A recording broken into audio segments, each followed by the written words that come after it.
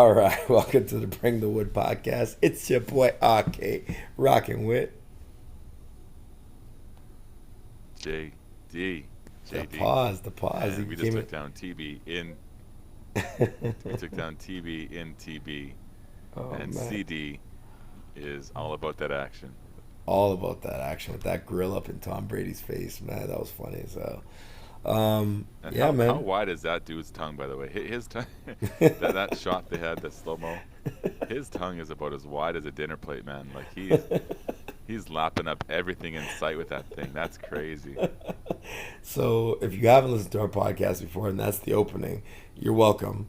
And secondly, please stick around. We got some awesome Saints takes. Oh Oh man, man. Justin, listen. The Saints have taken Karen Brady to a whole nother level of Karenism. Like like Karen Brady is just sitting there complaining to the refs, screaming at our sideline, yelling at his own players, and this guy couldn't muster 3 points. Just 3 points. None. The chance that they got inside of the Saints zone, guess what he did? He tried to run like he was Lamar Jackson and realized that he doesn't run anything faster than a 6'9" 40. And Cam Jordan punched that ball out. So we're obviously jumping into the game recap right away. Couple things that stood out to me. The Saints defense, everybody's talking about the Saints defense. And I'm sure I'll leave you to talk about the Saints defense because there's lots to talk about there. But can we give the offensive line their roses? That offensive line was clean. That offensive Yeah, line was yeah. strong. The front for Tampa Bay is very good. And watching Mills and watching Hurst play that game, and really they gave Taysom a ton of time, and Taysom actually artificially sped himself up in a lot of plays. They even said it on the telecast. Like all he has to do is step up in the pocket, and he had time. Eric McCoy, his best game of the year. That was Eric McCoy's best game of the year. So between both lines, you have Eric McCoy and Audimata, the two guys in the middle. They played elite football, and I thought they were a big reason why I won the game. But I'll let you talk about the defense. Go ahead.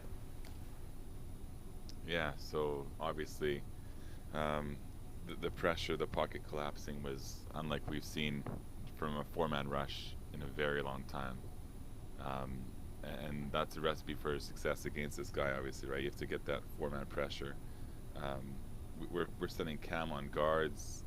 We're putting stunts out there. Like, they're switching it up all over the place. Very, very fresh looks that Tom hasn't seen from us yet. And this is game number 5. Yeah. So Dennis Allen put together a masterful plan, and the D line held it down so well that we saw, the whatever it is, 2.9 seconds of release time he usually has. He was hanging on to the ball a bit longer, taking sacks. He had happy feet. We had Tom Brady dancing on his own turf, and man, that was a sweet, sweet sight to see because that gives our secondary a chance to look like they we're doing their job all over the field too because they had a chance to take away Tom's first look, which then once they get him in that position, as smart as he is, he's a smart quarterback. It felt like even though they didn't have their top two receivers, we still had a chance to obviously take away Scotty Miller or Darton, whoever they had out there at whatever point in the game. But like our D line, man, kudos to those 4 guys because they were rolling all night long, and the motor kept getting faster and faster. Like they didn't slow down. Yeah, Like that's true. Davenport was on 5th gear all night long, And and I also thought a guy the that big got impactful sack, yeah, yeah. the the big impactful sack he had was huge, and then even guys like Jalen Holmes stepping up. Like the guys who are rotating in. Jalen Holmes comes in and has a big, huge run stop I on shouldn't have 3rd down interrupted you. I should to have change interrupted you. momentum. You just said exactly what I was going to say. So yeah, you're on top of it. Yeah. I Our thought Jay. our linebackers. Sorry, just pause Sorry, a second. sorry. Our linebackers were yeah. I thought Jalen Holmes in the run game was fantastic. I thought Mm. really in the run game, I thought he was a game changer in the run game, and Shy Tuttle was fantastic for the entire every snap Shy played was good. Hmm. Yeah. Sorry. So you're talking about the The linebackers. depth we have is showing through too, right? Like yeah. So linebackers, like Demario, quiet-ish game for Demario's standards, of course. Not his finest out performance, but obviously the leadership there and just calling the right plays when he had to and adjusting as he needed to. Um, Obviously that always shines through with Demario. You never lose that. And then our secondary, man, did our secondary play fantastic. Um, Paulson Adebo, Marshall Lattimore, like Marcus Williams, all had impactful Roby. plays. Roby. And the Bradley Roby too, yeah, 100%. And the best part is that Tom Brady was so shook after the first pass that he made that in the game when Marshall almost picked it off, Mm. and you knew immediately that was going to set him into a very uncomfortable position all game long. So Marshawn jumping that, or maybe there was a missed throw or whatever the case was, but Marshawn getting in front of that, almost picking it off and letting Tom know that he's there to play today and it's not going to be easy against him. That was a tone setter, man. That's what we needed to see from Marshawn to start the game off too. Yeah, it was exactly what you said. It was a tone setter, and I think that, like you had pointed it out, Tom Brady really did have happy feet. So there was nothing that Tom Brady was able to really do without any like real pressure right in his face. So every time he wanted to hold the ball for just a half second longer to let a guy get open, he couldn't. So you saw a lot of plays where Anyamata or Cam were right at Tom Brady's, right at his front doorstep, and Tom had to let that ball go. So it was interesting to watch Tom uncomfortable and then play the game without stars. And the interesting thing is, Tom Brady, I've always argued, Tom Brady is definitely a winner. There's no doubt about it. That will never be any part of my argument against Tom. The argument isn't about him winning. The argument is about his talent. Tom Brady as a quarterback, talent-wise, is not on my top 10 list of all-time quarterbacks. I've got guys like Marino ahead of him, Manning, Breeze, Rodgers, Mahomes. All those guys are way more talented than Tom. And you can see that because those guys can make average players look better.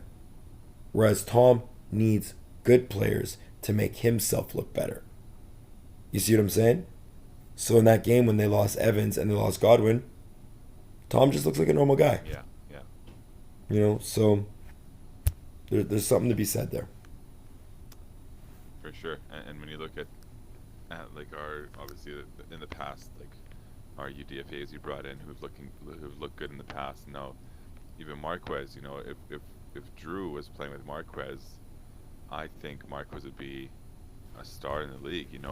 If Drew had him in his prime, is what I'm saying. Like he would have made Marquez look great, and he made guys like Traquan look like semi-decent at the end of his career, and obviously, like without saying, goes like Lance Moore and Marcus Colston, but yeah, I know you're right. Like even you look around the league, Aaron Rodgers, he makes MVS look pretty good, and MVS is pretty average, right? So yeah, Tom doesn't have that knack to make like these mediocre dudes, stand out, become household names like some other guys you can mention are, and obviously having Gronkowski as his cushion or comfort zone, that's a huge target who's eventually a HOFer, right? Like he's got a HOFer running tight end routes for him. So yeah, man, I think you're right. Tom Brady is pretty average in terms of like talent without skill around him. So I concur entirely. And then with the running backs he had too, like Leonard Fournette has found a resurgence somehow, running the ball, scoring, what was it, 7 touchdowns in 3 games the past few weeks, and then even when he got hurt, Ronald Jones running to the outside, bouncing it out was productive. He did look good. He did look good. And Tom's been, relying on stables of running backs his whole life in New England too, where they just brought new guys in and they could all produce, and that helped him too. So, yeah, I feel like you're right. I feel like Tom Brady, man, average, and especially against the Saints, even looks, dare I say, below average. I would say piss poor. That's what I would say. Yeah. When you lose 4 games in a row in the regular season against a team, you're the Atlanta Falcons esque piss poor. Mhm. But I will say something that actually surprised me. Leonard Fournette's not even 26 years old. That's crazy. I had no idea he was that That young. is ludicrous. Yeah. Like in my mind, Leonard Fournette has Did he played. come out of? No, in my mind, he's played 9 seasons. Like I feel like he's an old guy, Yeah, I know. but he's young. Like, did he come out of LSU in when he was 20 years old? Is that why it was he like a I think he came out junior? of Like, 21. I think he was like what 21 in was his he rookie like? year. 21. He must have been 20 because he played for Jacksonville for 3 years, right? Mm-hmm. Man, damn. Yeah. Yeah, no, that's great. Because yeah, he was in Jacksonville when they were on a playoff run, Yeah. and then now he's been in Tampa for 3 years now, right? Yep. So, Yep. man, he's just So let's talk about the future here for a second, okay? And I'm just gonna rattle a couple things off, and then I just want to hear your opinion. The first thing is we've seen the last of Dennis Allen as a New Orleans Saints DC. It's pretty. I'm pretty sure he's gonna get a head coaching job based on that game last night. Being able to shut Tom Brady out with a division clinching win in a division game where you know he wanted to win, and to get the defense to play like that with Sean Payton out and a bunch of other bodies out on offense, I think that solidifies his ability to lead a group of men. And there's going to be a team, i.e., the Jacksonville Jaguars, that are probably going to grab Dennis Allen and give him another shot. On top of the Dennis Allen situation, what happens? And this is a two-part question because I want to hear what you have to say about Dennis Allen. What happens when Taysom Hill takes us on a playoff run? Like, I get it. The defense is leading us right now, but at some point in time, he's going to have to play well. And if he plays well in a really big game and in some big moments, makes some big plays and gets a rhythm, because Taysom has yet to find a rhythm. If he finds a rhythm, what do we do at quarterback next year? So first question, Dennis Allen. Second question, what do we do at quarterback? yeah. Dennis Allen, I think unfortunately, because him and Sean seem to have such a good vibe, and Pete Carmichael, those three guys together, obviously like complement each other well, and just hearing Dennis Allen talk about Sean Payton last night um, shows how much respect there is between all these men who've been around the game for so long and now each other too. So seeing Dennis Allen give him that speech and show admiration, and then to leave obviously for personal financial reasons makes sense, but to leave it, that hurts the team, man, because the defense has been so good for his tenure. We also have like outstanding players, and just a combination of things going well. But Dennis Allen has set the groundwork for anyone who comes in to obviously, if they can follow, even a step behind him, will be in good positioning, and I think Ryan Nielsen would be the guy that would probably slide into the DC role at that point, right? Yeah. Yeah. No, that makes a lot of Um, sense. and then as far as Taysom Hill goes, listen, if he can take us to 5 wins and go 10-7 to get that playoff spot, and I was talking to my son yesterday watching the game and talking to you as well throughout the game, but like if we can play defense like that, run the ball properly, like Tampa Bay is a different beast when you run the ball, but if we can run the ball even in between how we did against the Jets and how we did against the Bucks, like middling of those two games, and just make the necessary safe throws, like we can win these games 17-13 in the playoffs, and we can find a way to get on a run. And then if Taysom is that guy, all of a sudden, very difficult decision to make, because his contract becomes so much more hard to justify, right? That contract is huge once he gets his percentage of snaps he needs to be considered a quarterback. So then you got to wonder, like, the end of the season, is this a longevity thing for us, or do we look towards bringing Jameis back off the ACL, and then also the Russell Wilson talk we've had now too. But I think Sean's infatuation, if you want to call it that, with Taysom, if he brings them to the playoffs, wins 5 in a row to end the season, Yeah. and even wins a playoff game. Like Yeah. it's going to be hard to not give him that job in September. I'm going to tell you right now, Justin, and this is just, whether we like to admit it or not, this is our fate. Okay? If Taysom Hill wins 5 in a row and Taysom Hill wins a playoff game, dare I say 2 playoff games, next year the starting quarterback for the New Orleans Saints will be Taysom Hill. The backup will be Jameis Winston. There will be a quarterback battle. And if Taysom doesn't fall apart, that will be his job. And that's just how that goes. And it doesn't matter. Like, Sean has been waiting for Taysom to materialize so that he could tell the rest of the football world, I told you so. If Taysom does that, Sean has the ability to point his finger at you and say, I won playoff games with this guy. You know what I mean? So, Yeah. there is something to be said about, Taysom having the ability to do that, and I'm here for it. Yeah, and then with that being said, like even if we don't make the playoffs, well, I think we're going to, but let's say if we don't, but we go, We know, win we win Monday night. We're in the playoffs. yeah. But if we go, let's say we go 9-8, just by chance we drop one, which we won't, but if we do, Okay. Taysom Hill, does that then change his direction on the team? Yes. If he goes, Yeah. right. Yeah. If he goes 4-1. He lost Dallas. Yeah.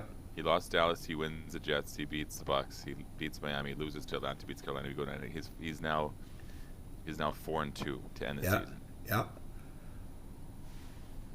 Yeah. So, Yeah. No, that changes everything. If Taysom loses, put it this way, Taysom is rabbit in 8 Mile right now. He's got no room for error. He's got to win out. Like, he's got to win out. You know what I mean? And it sounds hilarious because the reference of a white rapper and a white quarterback and all this other stuff, but I'm being real. Like, that's what it is. Taysom can't make any mistakes. Taysom's got to be perfect. And if he's perfect, I put it this way: if Taysom goes 5-0 in these last 5, and we get to the playoffs, I seriously think Taysom gets a look next year at quarterback. I think that's a real thing. yeah. And I think if he plays well in the playoff game, even if we lose, I think that bodes well for him, and I think that he has the leg up in the quarterback battle, going forward. Because if you're looking at just wins and losses, if he wins these 5, what's his record going to be? It'll be 5-1. Mm-hmm. He's 5-1. With Jameis was 5-2. And last year he was 4-1. 4-1. No, 3-1. 3-1. He played 4 games. 3-1. So Yeah. he would be 8-2 then. So if he's able to do that, and then Sean wants to, artificially change the way that we do our offense and turn it more into a Baltimore Ravens style offense, that might be what we got. Put it this way: I told you a long time ago, Justin. I told you, I think it was like September. I have no idea what to expect from this team this year. The 2021 team, I've got no idea. And for me, it's so much fun. Because every week I'm going into it and I'm like, was it fun to lose 5 in a row? No, that wasn't fun at all.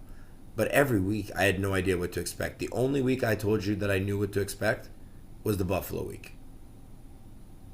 Like, I just knew we weren't gonna. That there's just no way we can win that game. Like, again, I would have been there for it, but I just don't see how we could have.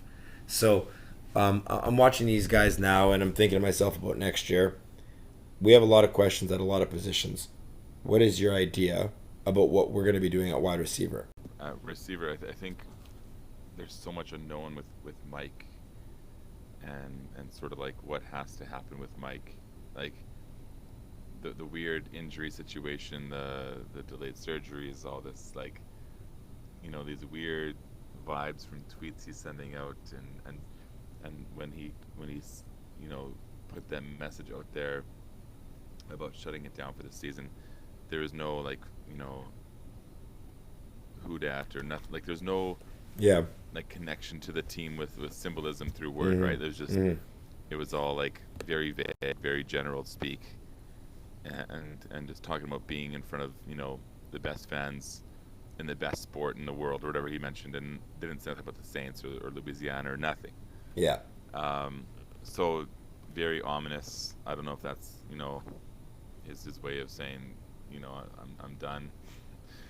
I'm not going to play for this team again. I'm going to keep figuring out ways to get paid but not play. I don't know what's going on, but without Mike, like our receiving core obviously is let's say 22nd overall in the league. Just throwing a number out there. Like we're not the worst. We're also not near the top half of the best. I think we're bottom 3. Okay, that's fair. That's fair. I was trying to be an optimist here, but Yeah, no, right now, sort of right, what I was leaning towards. the receiving core as constructed, we're bottom 3. Mhm. Our best wide receiver right now is an undrafted free agent that has got way too much on his shoulders. Yeah, yeah, and he looked good last night. Mark was like really good, and Mhm. obviously Deontay is huge too. Well, he's Not- tiny. not- He's 5'6", yeah, but not physically speaking, but huge in terms of what he can do and the different ways you can use him, right? Like, yeah. and his confidence has grown so much this year, I think too. And we get him back. We get him back after Miami. Yeah, that's Fresh, amazing. fresh, Yeah, fresh legs. Deontay is always nice. Yes, sir. But yeah, so Traquan will be likely out unless you can get him on the cheap. Traquan will be and- free. He'll be free. Yeah, and then we're even like losing a guy that we kind of had to rely on for a lot of our past few seasons here as a second guy to us. So I think we're gonna have to either hit a home run in the draft, and we have to take a receiver like in the first round this coming up season. We'll do that drop. We'll do that podcast later. Is Yeah. Quan Baker a bust? Like, is he just too stupid to get on the field? Because the kid's talented. He must be the dumbest guy alive. South Alabama. I'm not sure what it takes to get into that college, but Well, I'm just must saying, not be like, a lot. his this guy seems like he must be just like stuck on stupid because, like, at the end of the day, we are hemorrhaging, like weak receivers everywhere on the field at wide receiver, and we can't get this guy on the field, like for a game. But you know what's gonna happen now? Now that I cut him up, he's gonna play the Atlanta game, and he's gonna be the player of the game. Hopefully, speak it into existence. But yeah, little Jordan Humphrey also undrafted out of Texas, and like, a guy Deontay, that Lil can Jordan, play yeah, big, yeah. big time, like big body receiver. Can play well when he's given opportunities, but like you can't rely on him. Like we don't have anyone that we can say, I'm gonna get the ball to you 10 times today, and you're gonna catch 9 of them for 95 yards and a touchdown guaranteed. Like we don't have one of those guys. It really sucks looking at what we could have had, and OBJ doing well in LA was bound to happen, obviously. It really sucks we didn't get a chance to have a guy like OBJ who could have who could have had a revival he's having in LA and New Orleans. Yeah, I think obviously if they hit a home run in the draft, and then we have to go free agency, go hard at somebody who's going to be available. Allen I don't Robinson. have the list in front of me. Allen Yeah. Robinson. Yeah, Allen he needs to- Robinson and DJ Chark. You bring them both in. You give one of them. Yeah. You give one of them like a backloaded deal. You know what I mean? Where you're like, you're gonna get paid in year 3, but your money's guaranteed.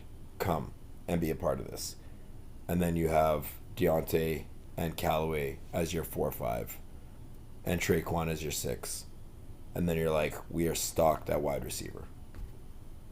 Yeah, and doesn't it suck though that like this has been years and years of a problem for us? Like, think back, like when you had to go get Brandon Marshall, and like Yeah. we got Dez, and Dez fortunately toward the Achilles, but like Dez was well past his prime. Yeah, he's washed. Knew that, but we were still pumped to get him because no, not now, but even when we had him 2 years ago, Yeah, I'm saying and he was tore just his Achilles that yeah. year. Yeah. Like we were pumped to get him because he was a name. He was a receiver that we've watched produce in prime time on in Dallas for so many years, and we all drafted him in fantasy, and he was awesome. And then the fact that we brought him in and he didn't get a chance to like actually play a game for us really sucks. Yeah. But like that's the receiver conundrum we've been in for years, though, man. It's not just like new. This has been I would say as far back as like since Sean's been here, we've had to Well, always ground and choke uh, receivers. But no, listen. But Drew turned the guys that we got yeah, fair into enough. Fair actual enough. Yeah, household names. fair enough. Fair enough. Fair enough. I was just saying, like And we Lance Moore, Devery Henderson, like those guys. Like I was a big fan of those guys. Willie Snead, even. oh You know, like I was a one big thousand fan. I percent. was a big fan of those guys and the way that they played. David Patton.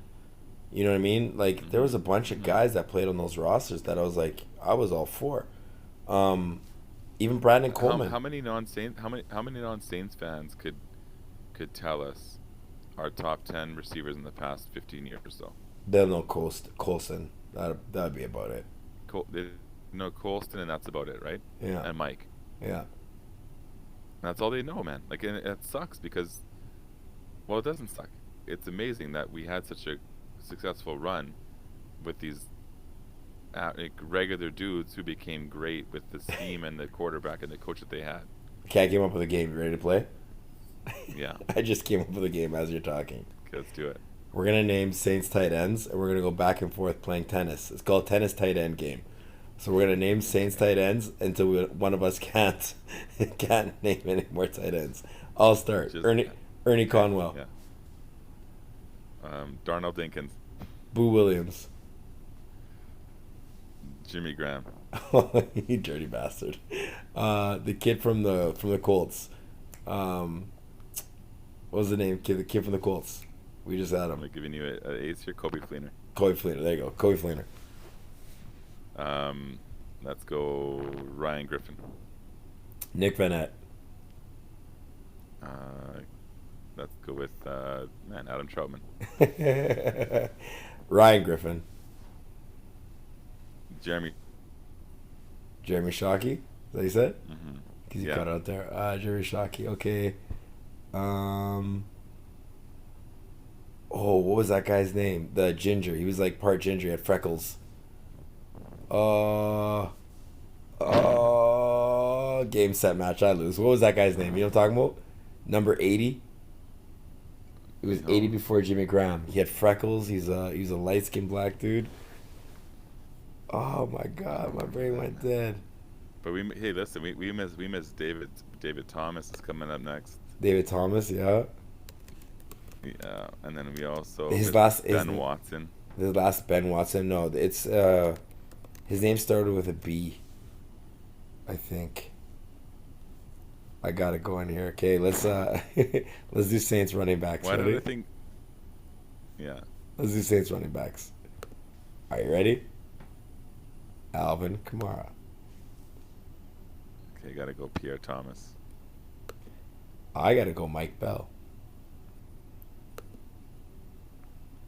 I'm gonna go with Kyrie Robinson. I'm gonna go Chris Ivory. Mark Ingram. Dwayne Washington. Deuce. Reggie Bush. Let's go with. Oh damn! Hold on. Duh, duh, duh. Give me 5 seconds. Game over. 5 Nah, seconds. it's over. I won. Oh It's shit! 1-1. We had Fred McAfee in there. You could have went any fullback. You could have Mike Carney. Oh, You missed John Kuhn for a bit there. John Kuhn. Okay, This is killing me. I gotta figure this out here. What year? Here we go. It would have been 2014, I think. When I say his name, you're gonna be like, "Oh yeah."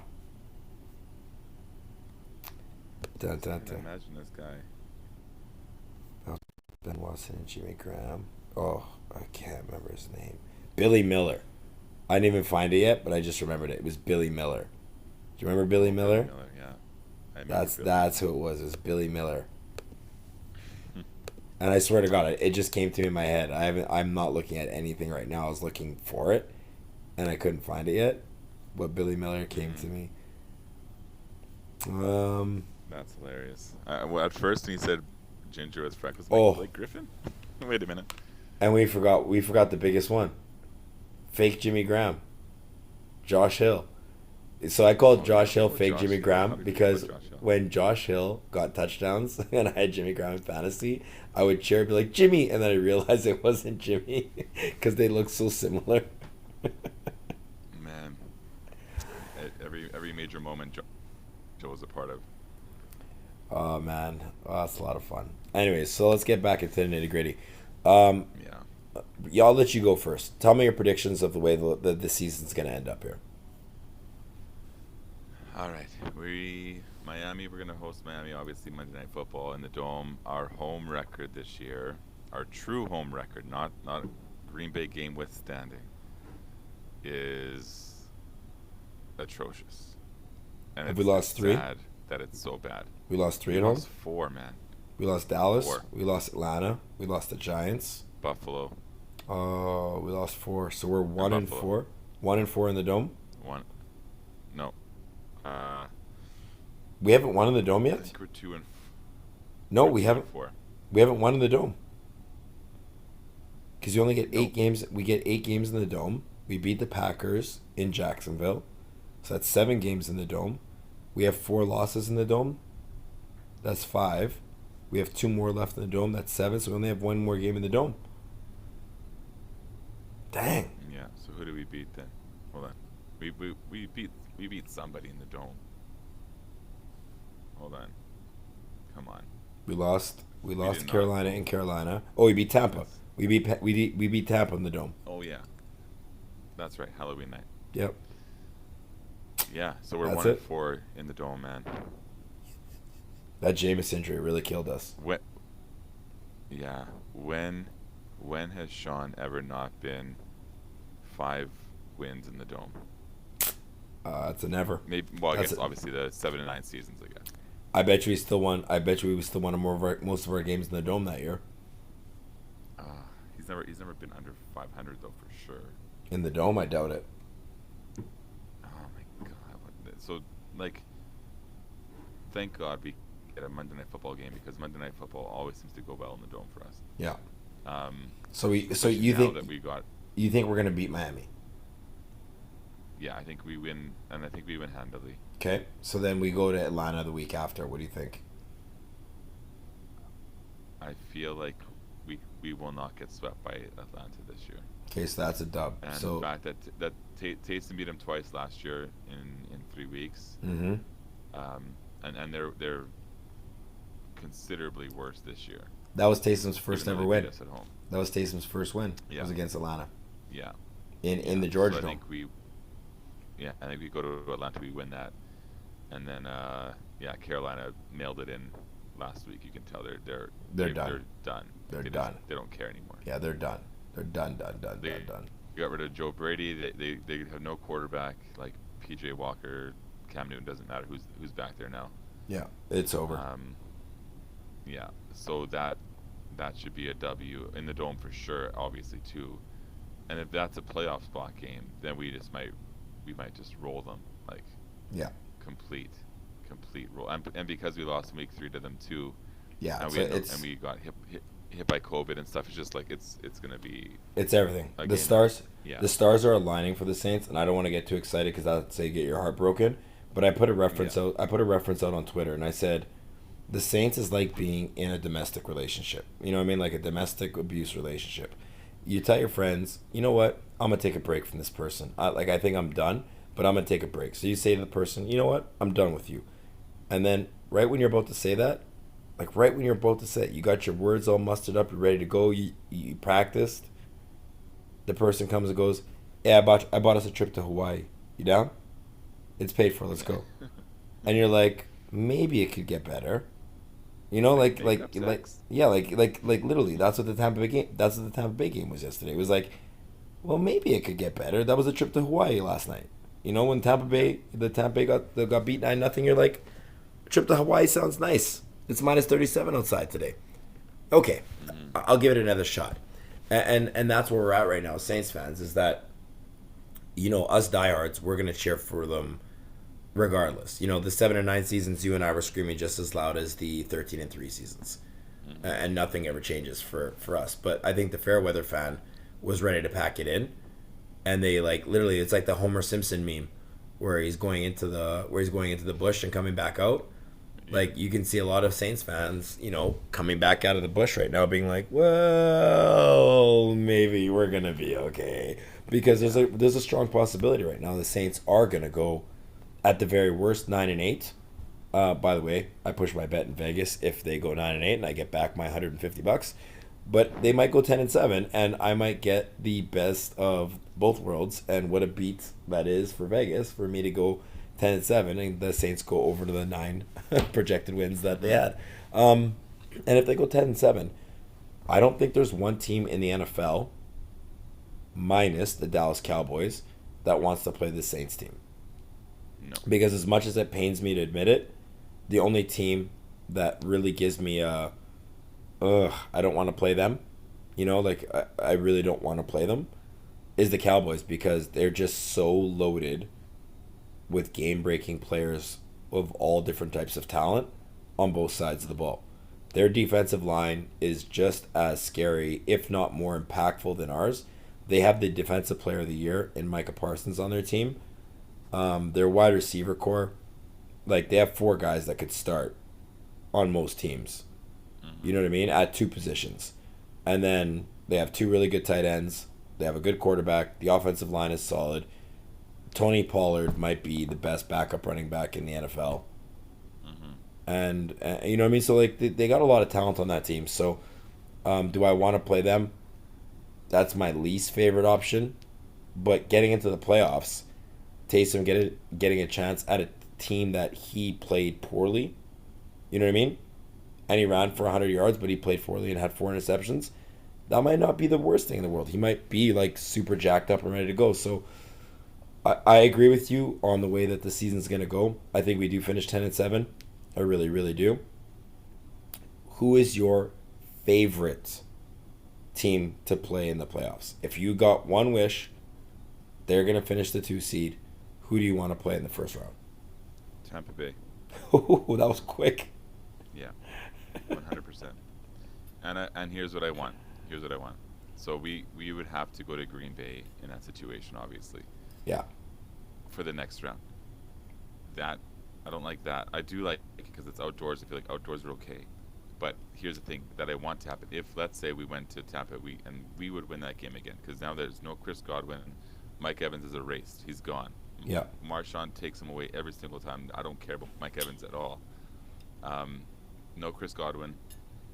Their second best receiver is now Scotty Miller. I feel like we can lock him up too. It's okay. So Tampa, and then just the revenge factor of playoffs, and 1-4 against the Saints. It's a buck and all these things, and I feel like that game is fine for me. So I really hope that they finish in 2, and they should, because their schedule is soft as the cupcake. So then we go to Green Bay. That's a scary game because of Green Bay's, the aura around Lambeau and Aaron Rodgers in the playoffs and all these things. Devontae Adams is the thing that scares me when they get going. Are they getting Jair Alexander back? I think so, man. And then their corners are decent too. Their safeties are, Savage is good. Amos, yeah. They're a good team, man. They're 11-3 for a reason. AJ Dillon and Aaron Jones are both really good too. See, that's tough, man. So if we went to Lambeau and we took them down, we're riding an all-time confidence high. Dallas does terrify me. What I would love to happen is this, and this is just now fantasizing. San Francisco plays Dallas. I feel like San Francisco can beat Dallas, and then we could beat San Francisco if we had to. Yeah. Put it this way, with our defense, I don't think there's one team that we can't beat. We match up really well against the Rams. We match up really well against the Bucks, and we match up better against the Cowboys and the Packers than we do with the Cardinals. And we match up well against the Niners. I think the Cardinals are the only team we don't match up well with, because we don't match up well with quarterbacks that can run. But quarterbacks that are immobile, that play in the pocket, our defensive line will eat up. Now, here's the one thing I'm praying for. I don't care who we play, Justin. I don't care who we play. I just want a healthy-ish roster. Let us get Deontay Harris back. Let us keep all of our offensive guys healthy. let us get our bookends back in Armstead and Ramczyk, and let's let the defense stay healthy. Like right now, if we get healthy right now, we don't get hit with COVID, and we're able to like make this little run here, that will be vindication for what we've had to put up through with for the last 8 weeks, 9 weeks. Can I also talk about something that happened in that Tampa game that really pissed me off? One of my favorite Saints played god awful. He just played bad. Quan Alexander played bad. Mm-hmm. He wasn't good. He missed tackles. Like, he missed multiple tackles, not one tackle. He missed multiple tackles. And, like, in a game that tight, you cannot be that guy. You know what I mean? Like, you can't miss tackles like that. You got it. Like, I get it. He's a good pass coverage linebacker. At some point in time, you got to be able to tackle still. You're doing all that jumping around, all that cheering, all the hand signals. Like get your hands dirty and make a tackle. And I get it. He's coming off of an injury and all that stuff. But like, we're in week 16 now, man. You can't have guys running in front of you and you just completely whiff. I'm sorry. Like, if Pete Werner does that as a rookie, I'll live with it. But Quan Alexander, you've been in this league too damn long. You cannot be missing tackles on Cameron Brate. No. Give me a break. Like, you missed one on Travis Kelce, all right, I ain't gonna eat your lunch for that. You missed one on Mark Andrews, all right, I ain't gonna eat your lunch for that. But Cameron Brate? Like, you better put his ass back into, 3 hours ago. Mm-hmm. You can't be missing those tackles. I thought he was the down. Him and Malcolm Jenkins were my two duds of that defense yesterday. And I know Malcolm had a couple plays, but Malcolm got roasted a bunch. And then he got the flag on third down. Just like Troutman, Malcolm Jenkins and Troutman. Troutman was my dud. That ball's got to get caught. You know, Taysom put that ball in a good spot. You got to catch that ball. So, it is what it is. Anyways, I had to vent that out. That was pissing me off. That's fair. I hear that for sure. Quan, that's the guy that we're always excited for every Sunday when you see him play too. So it's a bit deflating to see him not step up when everyone else around him did, but thankfully they did that to, withstand him not doing what he does usually. You know what I mean? Like, yeah. Okay, can we give a shout out first of all to PJ Williams this year? Ooh, $2 million? Is that the best $2 million contract the Saints have ever had? Absolutely, PJ Williams. Actually, it's not. It's the second best. It's the second best. I just thought of the best.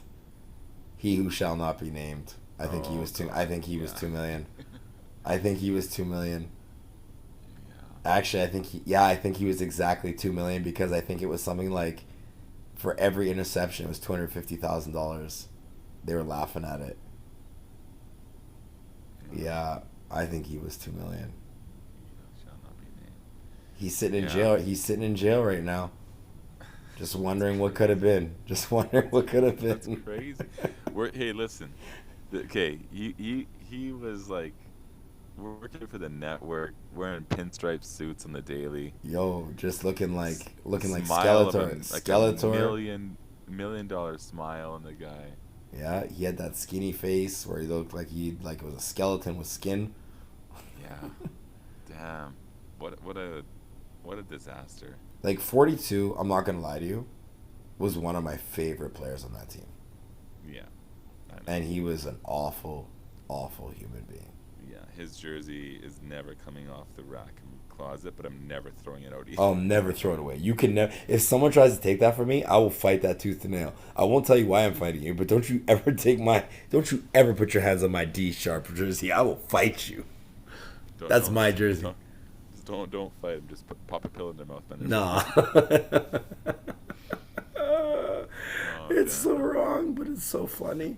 Oh my God. No, he's such an awful human being. Anyways. So shout out to PJ. Yeah, shout out to PJ. Yes. So, and hey, listen, we kind of talked about eye for an eye, tooth for tooth too, man. You know. You like to tweet? We didn't take Tom Brady down, because we don't play like that. But we took his number one weapon and receiver away from him. You know what would be karma? And this is just like, you know me. I like to create scenarios. That's kind of my thing. Here's a scenario for you. Saints 10-7 need to travel to Tampa Bay for the opening wild card weekend. Tampa Bay has a COVID outbreak. Tom Brady and Antonio Brown and Ryan Jensen all test positive for COVID. All have to sit out the playoff game.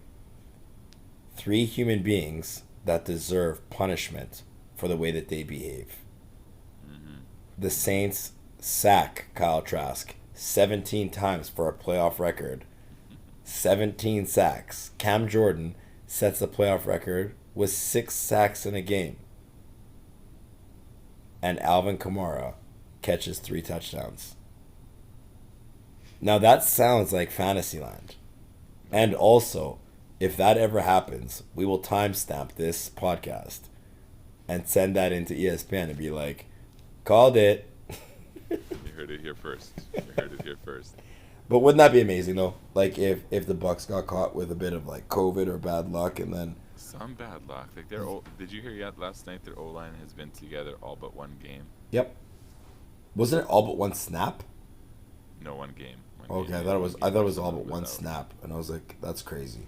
Can I just, like, something that I might be like stereotyping names here, but I never thought Ali Marpet looked that way. What do you mean? I never knew how he looked. I always heard the name Ali Marpet. I never saw him before until last night when they did like the O-line intros or whatever. And So what did you think he looked like? like what Abi Khan? Like Abi Khan. For those of you who don't know, it's a former bomber. Owns a shawarma place in Winnipeg up here now. But So I thought it was Abi Khan. you didn't think he looked like a offensive lineman that played at Wisconsin and eats lots of corn? No. Ali? Really? Ali? Come on. Marpet? And he's good? What? Come on. Your reaction is just so genuine. It's just amazing. I didn't The know vanilla that. thriller is like, you're confusing me. His name is Jamal. How is he white? Listen, my nickname.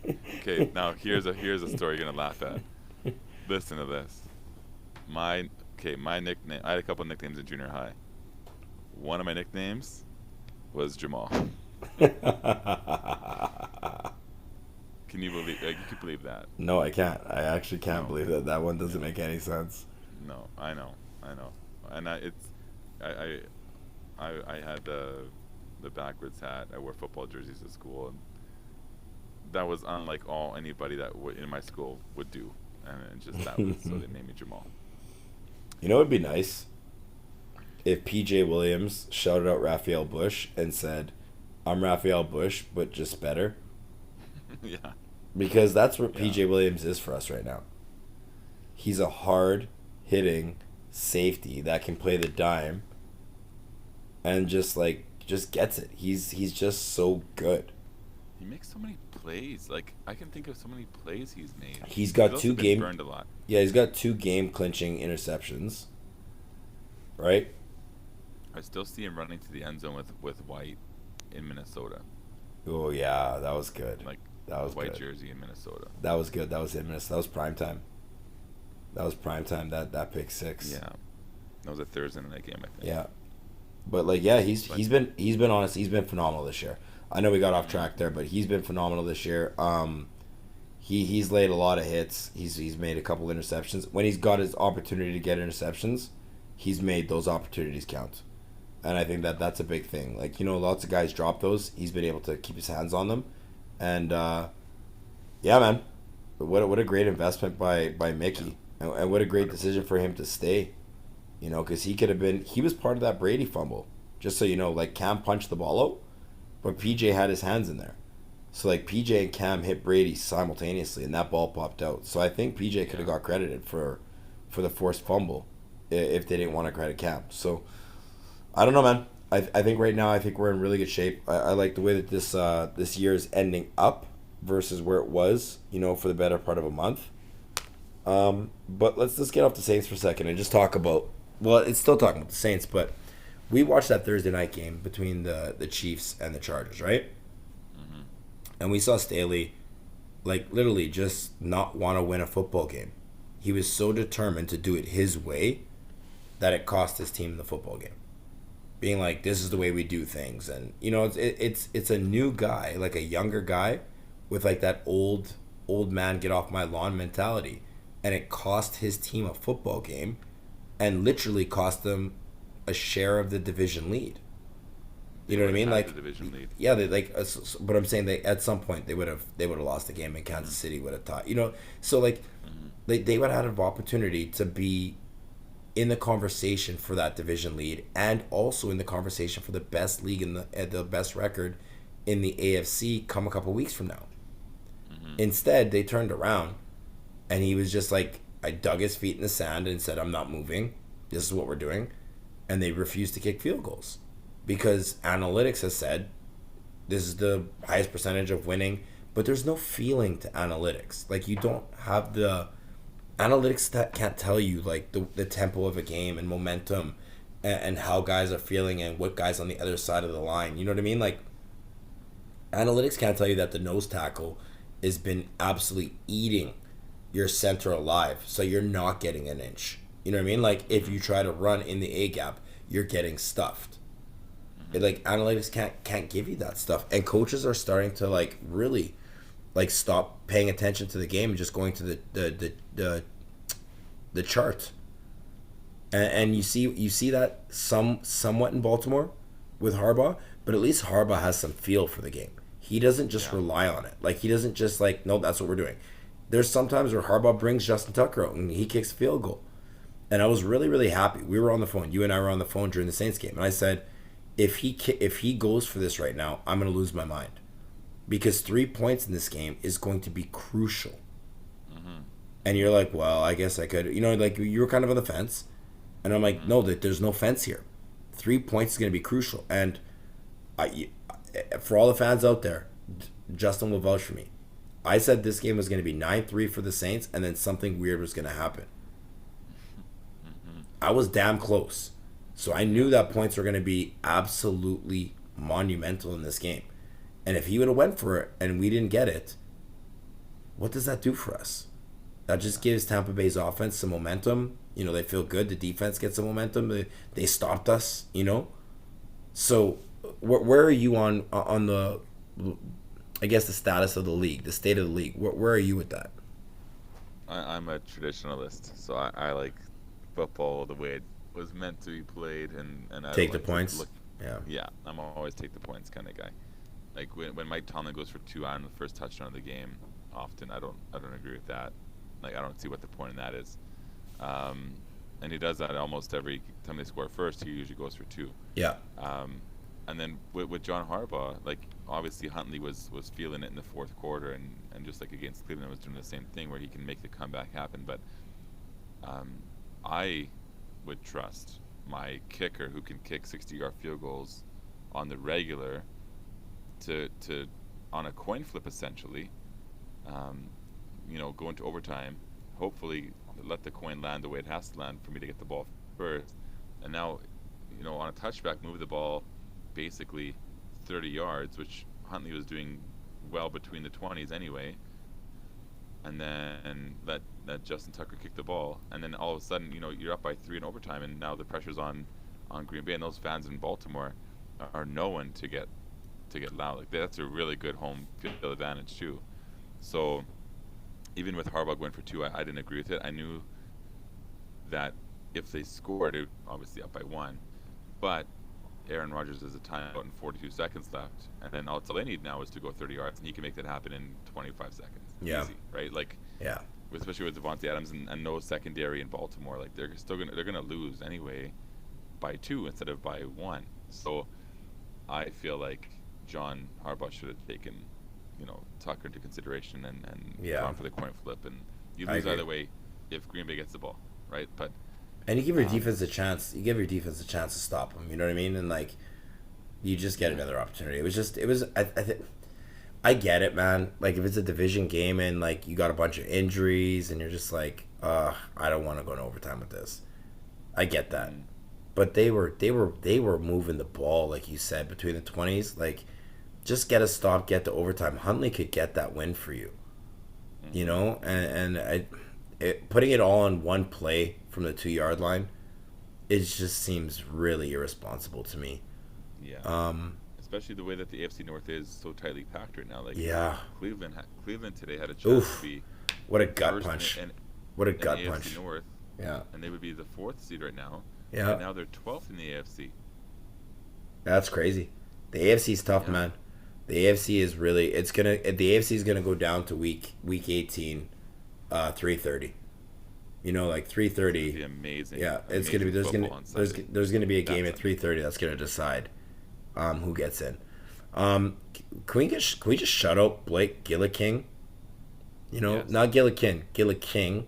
Yes. Yes. This guy had what do you have 8 or 9 punts in that game, and 7 or 8 of them were amazing. And then the dance after the roughing the punter to seal the game, that was just Right. amazing. And then how about we shut up Brett Maher? Yep. Because guess what? He's missed one kick, and it was from 56 yards in the dome against Dallas. That was the one that he missed. He's made every other kick. So can we give this guy his roses right now and just say thank you? Because Yeah, we need to. I'm not gonna lie to you, man. When my man went up to kick the 40+ yarder to put us up 9, Mm-hmm. I didn't watch the live kick. I turned my head I away. know. I don't watch the kicks live. I don't watch them live anymore. I turned my head Yes. away and I just listened. And then when they And said the, it's in, I looked at the screen. I was like, yeah, and the second one was totally going yeah. It like drew in. It right. drew in like Then a golf shot. yeah, then he bent it in nicely. But man, like I got shout that guy out for sure too, because that was our downfall was going to come down to kicking, and I'm not to say that it's not going to in the end, but we were losing games because of that, like Tennessee. 100%. Case in 100%. point. Case in 100%. point. Is he gonna be our kicker? Think about this before you answer. Is he gonna be our kicker for the rest of the year? What about it? Will Lutz is not coming back. Will Lutz is not walking that door, but he's our kicker for the rest of the year. You think? Yeah. Yeah. Okay, so and then the last thing here, and then I'm gonna get you out of here because we've been going too long here.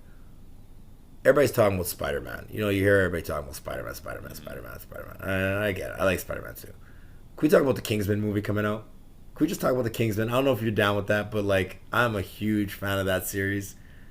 And like the Kingsman is like the most G-est stuff in the world. Like there's this like crew that goes out and saves the world, and they're all like gentlemen, and they wear dope ass suits, and they got gadgets like James Bond, and they're funny, and they like say some shit to you that make you feel real stupid before they kill you. It's wicked. That's coming up. That's coming on a Wednesday, and I'm so That's excited to go and awesome. see it. That's so good, man. That's perfect. Okay, man. So before we dip, so you have us going to Tampa Bay, week 1 of the playoffs. We beat Tampa Bay. We sweep them. That's 3-0. That means we're 5-1 against Brady in Tampa. For the next couple of years, they just shut up. They keep on preaching the fact that they got a Super Bowl. Okay, great. Good job. We got one too. And then second round, we go to Green Bay. We complete the sweep of Green Bay. We beat them twice. Alvin Kamara rushes. Him and Taysom Hill and Mark Ingram combined for 250 yards rushing, because that's the only way we win that game. So we win that game. I know you're laughing. I don't know what you're laughing about. If Mark gets 60, Alvin gets 120. That's 180. That means Taysom has to get 70. Yeah, I could see Taysom. Taysom got 100 against Dallas. If Taysom gets 70, sign me up for that. I'm in for that. Anyways, Yeah. I'm not listening to any of your sarcasm and your little snicker there. I'm taking this down. Okay, so we beat Green Bay, we beat Tampa, and now we're playing the NFC Championship. Are we playing the Dallas Cowboys or the LA Rams? Uh, I think it might be San Fran, to be honest, but Ooh, spoiler alert. yeah, I feel like they're caught fire a little bit here now. They're gonna keep on rolling with that running game and Shannon. But you know Debo's about to get hurt. Debo gets hurt all the time. Yeah, but if it's Rams and Cowboys, I feel like the Rams defense can make it tough for Dallas. So then we go to LA for the NFC. In SoFi? You're telling me we get to go to nice confines of SoFi? Oh. Where there's no actual fan base. And Matthew Stafford, who loves to throw interceptions. That offensive line that's aging in LA and giving up a ton of pressures. Okay, so we go to LA. I'm not going to tell you that we're going to kill them, but we're going to kill them. So we kill LA, and now we're going to the Super Bowl. Now you have your choice. In the Super Bowl, you have your choice. So we stay in SoFi. We just stay there. For 2 weeks. We just stay. Why not? Bring the family down. The Saints just buy out a hotel and just say, hey, we're going to stay here. You know, Gail's like, you guys made the Super Bowl? Whatever you'd like. You have your choice between 4 opponents. These are 4 realistic opponents. Rematch against the Buffalo Bills. Rematch against the Tennessee Titans with Derrick Henry this time. Rematch against the New England Patriots. Or, and here's a weird one, and I just think this could happen. First ever meeting, but also a rematch from 2009, the Indianapolis Colts with Carson Wentz and Jonathan Taylor. I was thinking the same thing. If we get Taysom Hill versus Carson Wentz in a Super Bowl, like, I'm so happy because the NFL is so mad. That is the opposite of what the NFL wants. Yeah, they want a Mahomes Rodgers. Oh, that's all they're gonna. The referees are gonna make that happen. I'm telling you right now. I'm telling you, Kansas City's not getting to the Super Bowl. I will lay so many bets on that. They're a good team. I'm not gonna knock them. That defense is so bad. The defense is so bad. They can't. Again, in the playoffs, a team is just gonna keep Mahomes off the field, and they're just gonna run. If they played Indy, if they played Derrick Henry-led Titans, if they play New England, those 3 teams are just going to keep Mahomes off the field. So unless Mahomes has like a godly performance where he's just throwing like daggers, like I could be dead wrong. And if I'm wrong, egg on my face. So rank your top, the 4 you just mentioned. Rank them as to who do I want to play, or who is gonna be there. No, go from like 4 to 1. Like 4, I don't want to play that team. Okay. 3, I would like to play, but I don't want to lose to this team. 2, etc. Okay. 4, I don't want to play New England. I don't like the fact that their defense is so damn variable. Like, they can do so many things. They do so much on that defense. They can just change it up on you at the drop of a dime. And I think J.C. Jackson is one of the top 3 cornerbacks in the NFL. Mm-hmm. So no, I don't want New England. The second least team that I don't want, Buffalo. I don't want Indy. I know it's a story. But Darius Leonard and Jonathan Taylor, those are 2 grown men on either side of the football that could take over a game. And I think Jonathan Taylor's scarier than Derrick Henry because Jonathan Taylor catches the ball out of the backfield. Mm-hmm. Then I would take tennis. Then it's a flip. I don't care about the other 2. I'm in for either of those. Tennessee or Buffalo? Yeah, I'm in for either of those. I think Buffalo's shown a lot of warts. I think they got us in a bad situation where we had everybody out, so there was just no way. But I think us healthy, and they have no Tre'Davious White now. I think us healthy, and they have no Tre'Davious White. I think we completely stymie their run. I guess maybe I'd want Tennessee more than I'd want Buffalo because Josh Allen. But I still think that we do a really good job. And it would be awesome to punch Stephon Diggs in the mouth and send him home. Mm-hmm. I'll never forget him throwing the helmet down on the ground. Oh. That's an image in my head. It's like walking in on somebody. And anytime I see like these highlights, so like, you know, top 10 plays of the decade, or that one comes up, like I like honestly run with the room where I try to as fast as possible. whatever comes first, and I make sure that no one tells me what's happening on the screen. And my kids know too. They're like, if they comes on, if they see Case Keenum backing up to throw a ball, they know Case Keenum now because of that. That they're not allowed to have the TV on anymore when Daddy's around. Well, here, I'll tell you something that you might not know about me, and then you can tell something me I don't know about you, and then we'll get out of here on this. I have never. Let me preface this. So the Saints versus the Rams in the playoffs.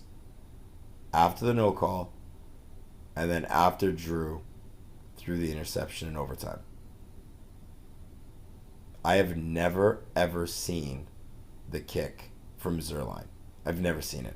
I've never ever seen it. If I ever see them like about to show it, I will literally close my eyes.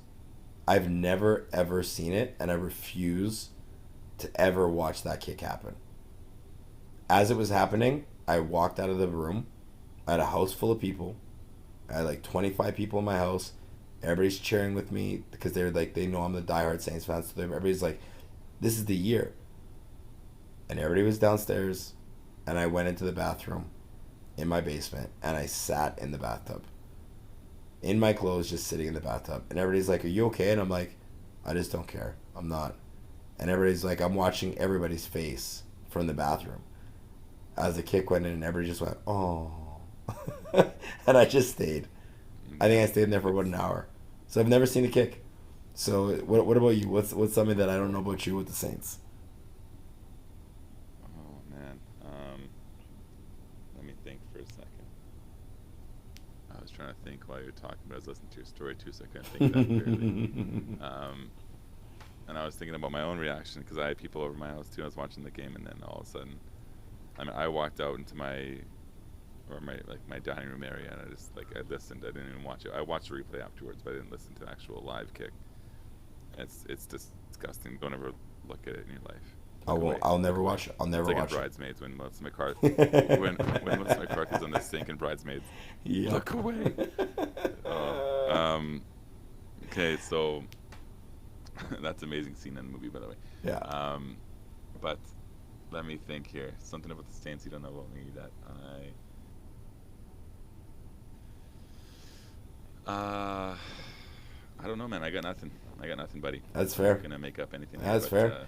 If you ever think of something, let me know. Hey, listen. I change jerseys based on the flow of the game. I do that. Boy, I'm with. I change jerseys almost. Yeah. Here's a better question. Who doesn't? If you don't, you're not a real Saints fan. Yeah, I hope you do. Oh. Yeah, I don't know how I don't know how you watched the game last night. Yeah, I don't know how you watched the game last night. But when the Saints were on offense, I stood to the left side of my coffee table, and I watched every offensive snap from that spot. If it was a bad offensive series, I took 2 steps back. And as it got better, I would take another step forward. And I played that game. Defensive series, I sat on the left cushion where all my jerseys are, under my Saints blanket, holding my Taysom jersey in my right hand and my Cameron Jordan jersey in my left hand while I was wearing my Marcus Davenport jersey. Oh, you're wondering where the Marshawn Lattimore jersey was? It was behind my back. Yeah, that's how that happens in this household. First sack. Oh. As soon as Cam got his first sack, I took off my Marshawn jersey, put on Cam's jersey, and I started pounding my chest and doing levels. And it was like, my children are like, "What are you doing, Dad? Why do you do levels every time he does levels? You are not the level guy." And then when he was 99.5, I told Alex, my son, like, listen, he needs one more half a sack just to help get a sack for 100 on Tom Brady. How awesome is that his first sack was against Cam Newton in his career, and his 100th is against Tom Brady. It's like amazing. 2 of the quarterbacks I arguably hate the most in my whole entire life. It's amazing. And Cam does too. Cam hates both of them too. Yeah, send him wine. And it's number 1 and number 100. So good job by Cam. Yeah, I always tell people I'm not superstitious. I'm just a little stitious. Just a little stitious. Yeah. Anyways, man, this has been a lot of fun. So I didn't even talk about this. I'm gonna throw this on my Twitter there, but I put this whole scene out where I said, "Hear me out." And when I did it, I wanted to let Saints fans know, like, don't give up on this year. like when you're a fan of something, you can't just quit when things seem like they're a little bit bleak. Like that's when you got to double down, and you gotta really back your team, because when it does turn around, you're like, I've been there, and like I was with you the whole time, versus being like, things are bleak, oh, I'm done, and then all of a sudden your team turns around, you're like, yeah, well, no, now you look like a lame, like you're either there or you're not, like make a choice. So I did this Hear Me Out segment, and it has gotten over 2,500 likes between the two, Hear Me Out 1 and Hear Me Out 2. So I put a Hear Me Out 3, I put that one out today, so we'll see what kind of traction that gets. But for all the people that are listening to this podcast for the first time from the Hear Me Out series, I'm going to keep on doing that. I'm going to do the Hear Me Out. I'm going to do it. I'll go until the Saints lose. And then I might even do one after. You know what I mean? I might listen, I might just keep doing it. Who cares? I'll do it in the off season. Hear me out. The Saints should draft who? You know what I mean? And just have some fun with it. But it's been pretty cool that people were able to do that and follow up and comment and retweet and like it, and we really appreciate that, because this podcast we get $0. We do this just because we love the squad. We're in Canada. We're diehard Saints fans. I would say we love the Saints more than most people in Louisiana. And yeah, man, that's why we rock over here. And Vanilla Thrilla and Ryan over here on the podcast just killing it. So hopefully you enjoyed it and got to hang out with us for a little bit. But Saints this week, final score prediction, Justin. What's the final score prediction? I feel like it's gonna be 23-13 Saints. I swear to God, in my head I said 24-13. Like, there's no lies. Yeah, 24-13 was what I said. So the Price is Right rules, I guess. So hit the under and yeah, hit the under and hit the over and the cover. Under and the cover. You're going 3 touchdowns and a field goal. I'm going 2 touchdowns and 3 field goals. Brett Mark keeps it right, keeps it straight. Oh no, you got confused, sir. I got 3 touchdowns and 3 2-point converts. That's what I got. Oh man, playing Brandon Staley's game here. Oh man, lots of fun. All right, man. Well, like we always do, we went long today, but we had a lot of fun. We ain't been back on here in a minute. Life has got us. We're both teachers and got kids, and we don't, like I said, we don't make a penny off this. So if we can't do it, we can't do it. But when we get on here, we have a great time. So 100%. Saints fans, keep it simple, keep it sexy. Life is good. You got your health. Your Saints on the playoff picture. It's week 16. We lost the Hall of Famer Drew Brees, and we're still in the playoff picture with a couple weeks left to go, and it's looking promising. So it's exciting. Justin, any last words? Only 2. Who dat? Who dat, my man?